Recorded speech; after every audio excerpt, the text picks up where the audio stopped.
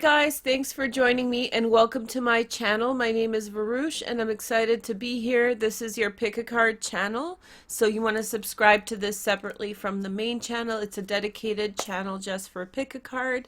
What we're going to do today is find out if he wants to commit. Now, if you're wondering about a lady, then just convert that to that gender. That's fine.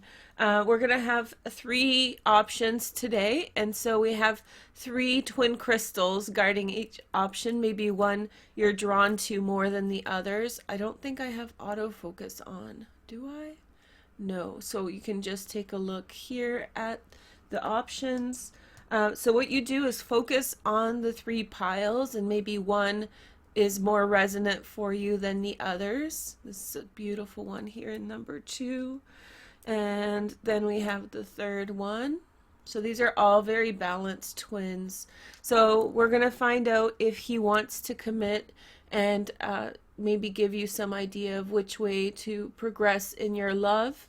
Just a little piece of advice. I talk to about 1,000 people a year with regard to their love life. Oftentimes, you know, if you're really struggling with someone committing more, someone delaying commitment, those kinds of things, it may be important to consider whether you're not holding on to someone who doesn't really want to be there with you.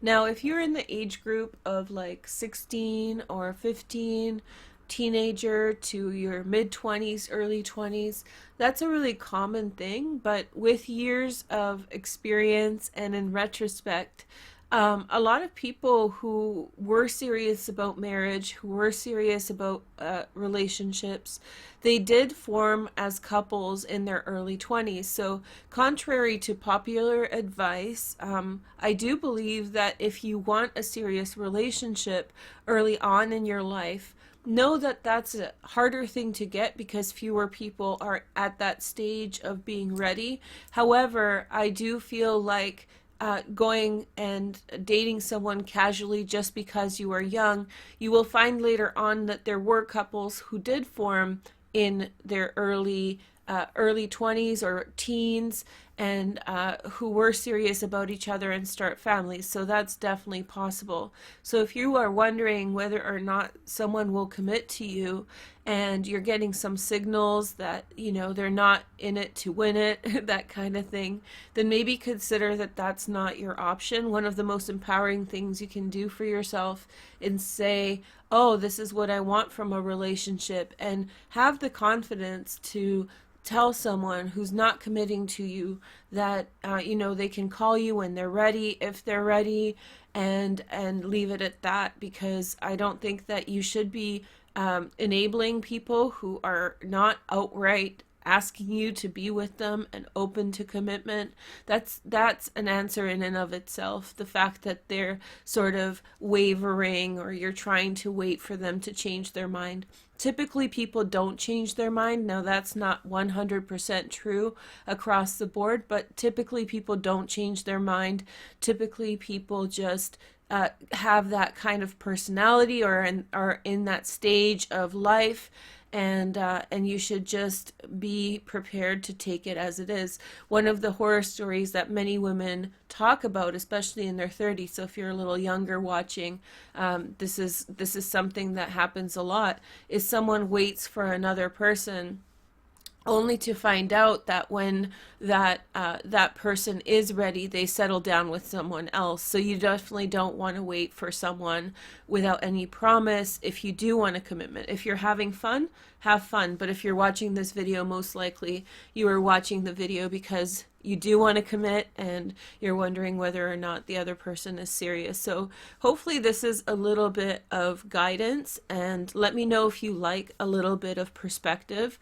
I think I've become a bit of a relationship expert because of doing these readings, and I'm studying psychology. I'm not a psychologist, but I'm doing my master's and I'm kind of towards the end of that, and I've been a peer counselor since I was a teenager, so like 20 years of counseling. So I've heard a lot of different stories. I have a lot of perspectives, and let me know if you're interested in hearing more. So let's get into the reading, and we have three different options. Hopefully one kind of stuck out to you a bit more. We're going to start with number one. So your last call here. And then you can go into the description as well if you're interested in, I don't know where to put this.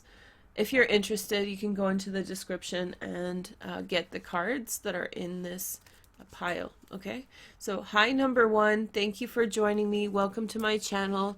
This is a question about whether or not somebody will commit. Let's take a look at your message. So you have intimacy. Now, we shouldn't pass judgment yet, right? Because at first it's like, oh, intimacy, okay, there's a connection there. But it makes me wonder whether or not this is a connection that's physical for someone. Sometimes if people are just into the physical side, they may like the connection, the depth. One of the worst things that can happen sometimes is when there's a real deep connection, a very sensual and deep connection, and there's like an intimacy that evolves where one person is actually not ever planning to commit, not ever planning to be serious, but they just love that depth and emotional connection. Be careful for the water signs, especially people who have water transits for that kind of thing. Pisces, Scorpio. Cancers are less like that because cancers will not get involved with someone unless they are how do you say this, open, or unless they feel like they will. Cancers are less likely to mislead people emotionally that way, so they'll just say, okay, this isn't gonna work. They can really break a heart that way, but Pisces and Scorpio can actually lead by misdirection, and so lead someone into a very deep and passionate connection, and then just say, there's no commitment here. It was just a passionate thing. They like the emotions, and so when you're swimming in those waters, know that you're dealing with someone who likes the emotions, who likes the depth. That doesn't mean that every single Pisces and Scorpio will do that, but many will. Not many, a few will, especially immature ones. So that can really break a heart. So be careful with intimacy in your connection. Here is the next message. We have the Four of Stars, a happy home, a happy family. Now this is looking brighter. This is a marriage card actually. So you might have a relationship that is coming together, fusing together in the home. Maybe there is an aspect to it that is very like family oriented, homey, and comfortable. We have the Three of Angels, clarification. Maybe as you spend more time together, particularly on less formal dates, or maybe more at home, one-on-one, you'll learn that there is some kind of heartbreak that the other person is affected by, and so maybe you learn more about that. Here is the next message. We have the Lovers. So the connection is growing deeper. So it looks like you and the other person are becoming closer. The connection is becoming deeper. You will find out something about a heartbreak, a heartache that is important in relation to the fact of how they're approaching commitment, how they're approaching like their intimacy with you, their commitment to you, their attachment to you. Here is the next message. We have happy family. Maybe I'm wrong. So this intimacy may be legitimate. This makes me worry though, because if someone uses something like this as a cause for hesitancy to commit, it makes me wonder if that scenario, once they're healed, if they will actually stick it out with you or go in a different direction. So we have the Wizard of Awareness. Maybe I'm your wizard and I'm like, ooh, I smell something here. I don't smell, like, you'll know. And then we have Enchantment. You might have a situation in which you are really well-wishing into the situation. There's a lot of good things going on. Do you notice how right away I felt like there's something going on here? Even though the cards there's several good cards, there's also these kinds of cards that have to do with illusion or deception or wishful thinking. And I feel like maybe there is an element of something that you're not seeing, and really sit closely with yourself and think like privately think about what you're actually perceiving, and Are you making excuses for somebody else who's just not doing the work? Are you wishful thinking in a situation in which someone has told you that they're struggling in a way that may create barriers? It's up to you ultimately whether you want to pursue this relationship or not. But if you are looking for commitment and you're in love and you're feeling that connection with someone else, I feel like there's some warning signs here that the other person may have justifications for why there are not fully committing yet, and that may continue into the future. So that's a warning sign, but there is this deep connection between you and your partner. If you feel like this is something that they'll heal and they'll stick through with you, then please follow through in your relationship and see it to the end. But I feel like maybe you should keep on seeking assistance in that case, assistance from other people, gaining perspective, especially from people who have kind of like an outsider's perspective, to try to make sure that you are not kind of leading some kind of direction of enchantment. Enchantment is when the wool is pulled over your eyes in a way. It can be quite positive, but it can be also quite negative in the sense that it can be misguiding you to kind of believe things are one way when they're actually another. And you don't want someone to pull you into their Three of Swords with them, right? So you're having an intimate moment, an intimate connection. Maybe you're having this level of connection for the first time. And I know that's really hard to let go of. But the heartbreak that you could experience falling in love very deeply with someone who is just pathologically continuing to say that they have a broken heart. So some people don't come to terms with that, with the fact that they are commitment phobic, and so they'll have a lot of explanations why they're not committing, or do things like externalize the reasons why they are not committing. So in a recent event, you saw Khloe Kardashian and Tristan Thompson, and Tristan Thompson pathologically is pursuing women. That's a form of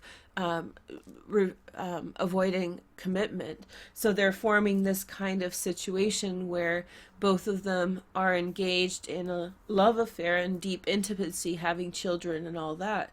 But she really is experiencing enchantment. She wishes, and this is physiological enchantment from having a baby. When you have a baby, your hormones release all these different hormones, bonding hormones, etc. So she's bonding with someone who is actually dragging her into his broken heart. So he has a broken heart somehow, somewhere, and I'm not excusing his behavior, but he's this is what happens when you enter into a relationship with someone who has a broken heart, who is dealing with a broken heart, and who uses that broken heart as an excuse, and it can come through in many ways. So hopefully that is helpful to you. Now, if you're in love, happy family, lovers, Four of Wands, all of these positive energies, enjoy your relationship, but just know that there's some, right away, there was some warning signs in this one that the relationship you're in may have some cracks, that you're not necessarily owning up to seeing them. It's your decision. You're in some way, enabling the behavior. You're in some way allowing the behavior to persist. Okay, so now we're going to take a look at number 2. Okay, so high twos. Let's take a look at your cards. Thank you guys so much for joining me today. Make sure to like and follow and comment on this video. So here is your first card. We have manifestation. So you use magic to find this relationship, huh? Okay, so I've done that, and it's blown up in my face every single time. So if there's been like overly praying or negotiating with God, if you're like, God, excuse me, God, if you get me love, then I'll do this or that. If there's been manipulating God, your butt is screwed. But if you have done other things such as magic, we'll see what happens. Let's see So we have the Seven of Hearts. This relationship is found in quite a bit of confusion. There may have been misrepresentation from the get-go about people's intentions. And I think that now you are sort of trying to uh, kind of level it out to make sure that it is more balanced and everybody's on the same page. So I think this relationships issue is kind of to do with communication right off the bat. And this can mean that you met in a place in which you weren't fully yourself, like, when you meet someone on vacation and you're kind of living your best life, and um you meet someone and they meet like that side of you that doesn't have commitments, that doesn't have to go to work on Monday. There was like a set of like an air about you at that time, and you're finding it difficult to sustain that because I think that it set up the relationship for sort of inappropriate expectations or inadequate expectations. So I think that's where the commitment issue is coming, because inadvertently what happened, and I don't know if you did that intentionally or not, or if the other person did that intentionally or not, but what's happened is this kind of leads to a lack of trust. So someone could be shy of commitment because they intrinsically feel like the carpet could be pulled out from under them, and they feel like it's one person feels like it's not what it seemed like, and now they're taking their time to really figure out what it is. And this could be a long-standing issue. In fact, for number two, I feel like this is kind of even going on a couple years for some of you, at least like 10 months, something like that. It's been a lot of back and forth while you're trying to reaffirm and build that trust again. See, trust is so important in relationships, and when it's broken, it's gone. It's just, you have to accept it, and you have to work really hard to build it back up. So we have the Three of Stars visions, things coming in. So this is very hopeful that this relationship could be restored, and especially if you put in you've been putting in a lot of time and talking about it and trying to kind of make sense about it, and be very transparent about your feelings and emotions. I think somebody's feeling really shy about being committed. Then we have the Emperor, so that's great. That at the end of the day, like I said in the beginning, if someone is open to commitment, if someone is looking for that type of life, they will be the Emperor, whether they're a man or a woman. So this looks like a very hopeful reading. I think that it's saying that there is something that's coming through and coming in, but I think that there's been just delays for that. Let's see the next message. We have blossoming, abundance. Yes, girl or boy. Hey, girl, hey. This is such a beautiful card. I love this deck. All of my decks are in the description on my Amazon shop. And then we have the other one, listening. So you're dealing with someone who's really paying attention. They're really listening to what's going on and what's up. I feel as though they're trying to determine what the right path is. Like I said, there's been quite a bit of confusion around this relationship from when it started, and that's really the issue around that. And then we have sacred, so you're going to get your commitment. It's just a matter of time, and I feel like you are working hard on that. This could also be you in some way. So commitment works in a funny way, right?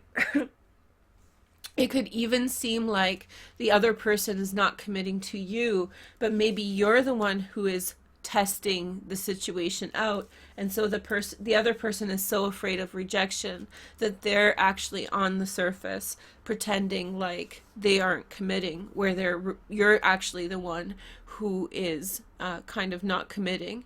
So maybe they're waiting it out. So between you and they is a really interesting dynamic in which commitment is coming in. It's just taking longer because there was too much energy up front. Like, you could have met when you were both drinking. I never, ever, ever start relationships. I don't drink, but when I used to go out like a lot to clubs and dance and whatever, I would never, like, that would never work. I saw it very quickly because I was sober all the time. So I'd look around and I'd see all my friends going through these very perilous relationships, these ups and downs of the roller coaster ride, right? And that came through being in a different state of mind, being in a different environment, being the kind of over the top, kind of vision of something perfect. And I feel like you can manage that kind of beginning, but I think that that's what happens is a lot of innuendo, a lot of expectations, a lot of bringing back to reality and seeing if their reality matches your reality. So it seems as though you met in a place or a time or through magic itself. That sort of, excuse me about my throat, I have a bit of a cold, but if you met in some kind of a situation that has to do with kind of covering up the reality. And so when both people or one person realized that there was a discrepancy there, a lack of trust emerged on some level, and now you're weaning it back in, but the connection is very, very strong. So if you chose number 2, one or both people are in some way really, trying to figure out if it's safe. Because the closer you get, the more commitment there is in a relationship, the more people feel vulnerable, right? So if there's a fundamental underpinning or the beginning of a situation, first impressions, if the first impression is that there's something that they didn't see, they saw you one way and then suddenly you're another way, or you saw them one way and suddenly they're another way, it'll take a really long time to bring it back to square one. That's why you should never pretend to be something you're not. I'm not saying that this is the situation here. I feel like you were in a situation in which you met someone where either you or they were in different conditions than you are normally in, and those conditions painted a different picture than the reality, and now you are putting it into focus and bringing it back down to earth where there can be a sacred union and a deep connection. Okay, so that's really wonderful, number 2. Thank you guys so much for watching this, and make sure to like and comment. All my cards are at my shop in Amazon. Okay, so let's take a look at number 3. We should have done a twin reading. We'll do a twin reading next time with these crystals. Okay, so let's take a look at your cards. Your first message is, so we have personal power. Okay, so personal. Number 3, personal, stepping into your personal power. So I had a couple clients this week in which they had Pluto in the first house. No, one had Pluto in the 10th house, one had Pluto in the first house. And they're like, I'm having a hard time. These are 30-something-year-old women, early 30s. And they said, oh yeah, I have a hard time dating. I'm like, yeah, you have and they're straight. So I'm like, yeah, you have Pluto in the first house or the 10th house, obviously. Unfortunately, we still live under the umbrella of misogyny. There are men who don't believe those things, but socially we are being conditioned still to want a woman who is gentle and meek. And if you're a man watching this, then that's, I'm not saying that, but there's an element here of somebody being like intimidating because of their strength. Here is the next message. So we have Pluto's in Capricorn. This card is ruled by Capricorn.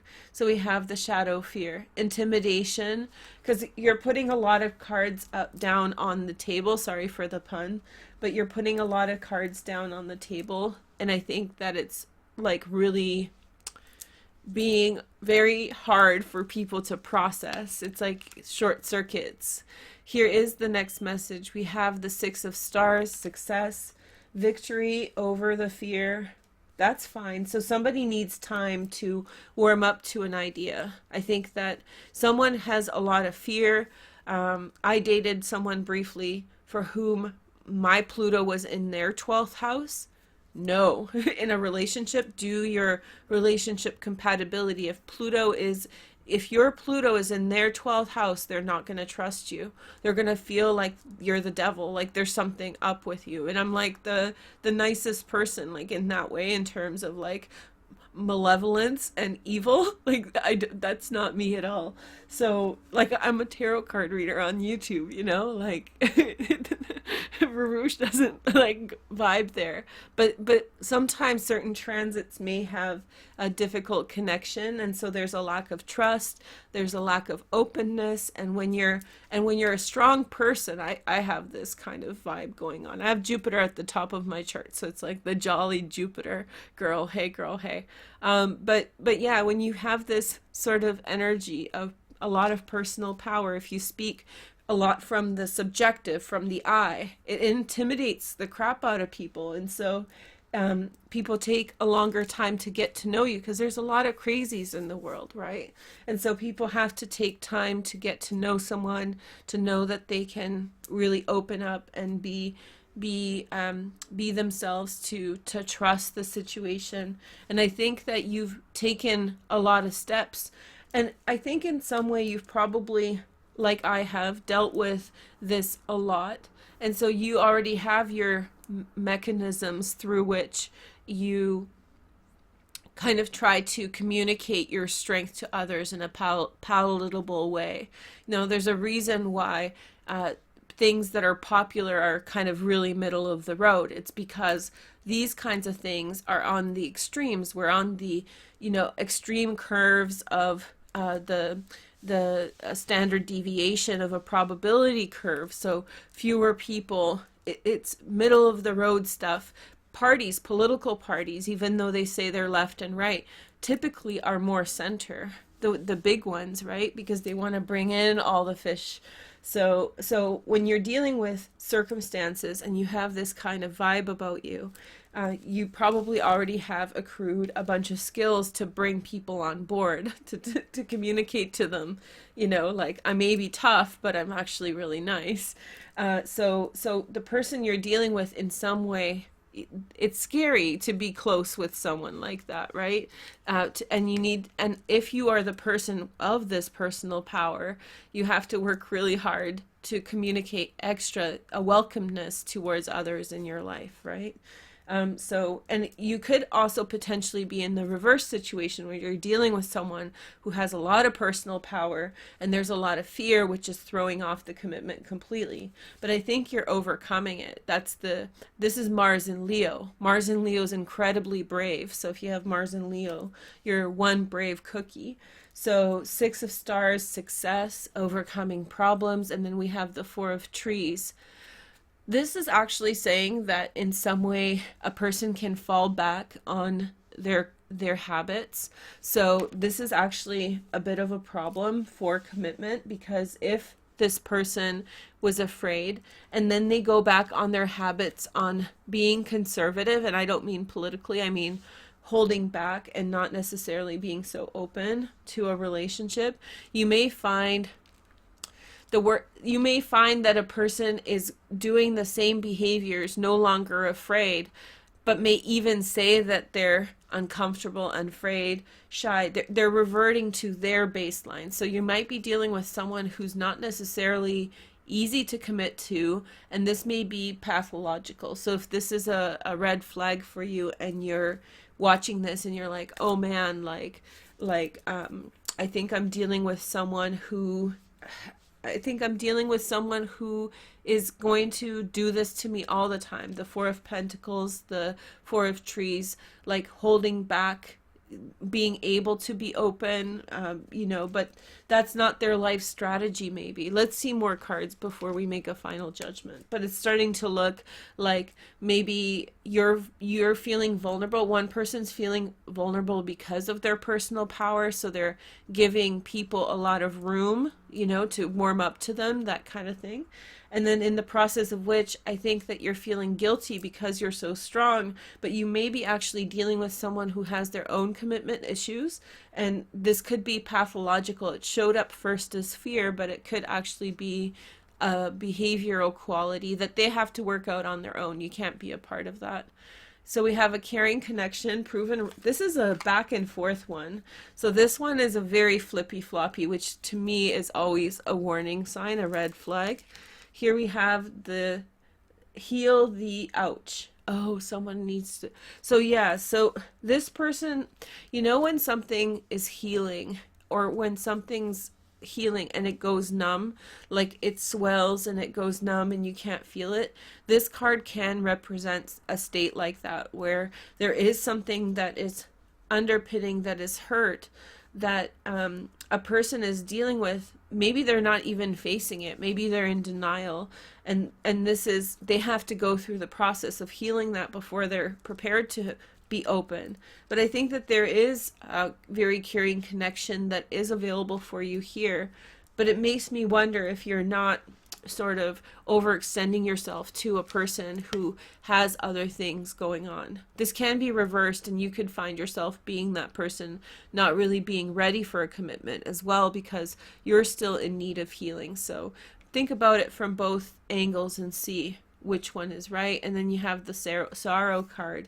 So someone's really stuck on their sorrow, and I have someone who I've known for many years, decades, who is a wonderful human being. And this isn't like a love relationship, but it is a love-based relationship, but it's platonic. And I really learned through that person how people can just choose to exist this way for a very long time. When you're around a person like this, you have to really modify your expectations of that situation and how you sort of interact with it, because that sorrow, it's not your business. It is your business if they're going to heal. I know that you want to help. I know that you want to motivate them, but at the end of the day, they are the only ones who can really choose to step out of this space. And typically these kinds of situations, it's a very risky to trust that this person may want a commitment, but they may have a lot of psychological issues or underpinning issues that they still have to deal with.